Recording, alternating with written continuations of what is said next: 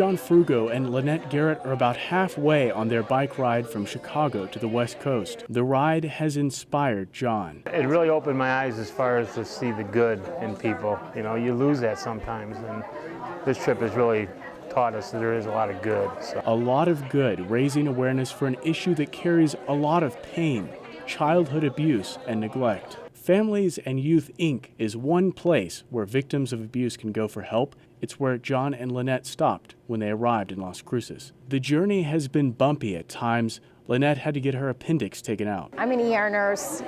You know, you don't go to the ER after being sick for 3 hours, but since I was going to be on the road the next day, I wanted to make sure it was okay.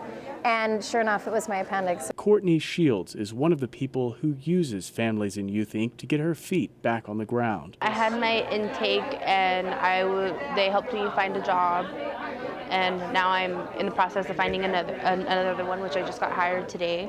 Jamie Tippett came to the center in Las Cruces from Santa Fe when she was just 16. I was doing pretty bad up there, and so I just came down here for, a bigger future, better future for me and my son. I have a 9-month-old son. So. Her son Skylar is 9 months old. Jamie says it's tough needing help when you're trying to grow up. Because you feel like you should be independent, especially, being 18, you want to be. But there's, still curfews, and, you still have people checking in on you and coming into your apartment and searching, and you know what I mean? Judith Baca knows what she means. She's on the other end of the line when victims call for assistance. We're usually one of the first responders that actually meet with victims.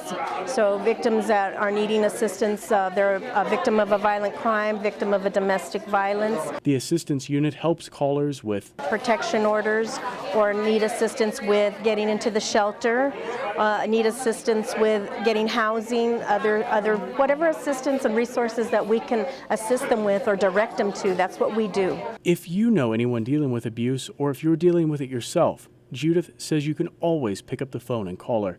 The Victim Assistant Unit's number is 575-528-4111. For KRWG News, I'm Sloan Patton.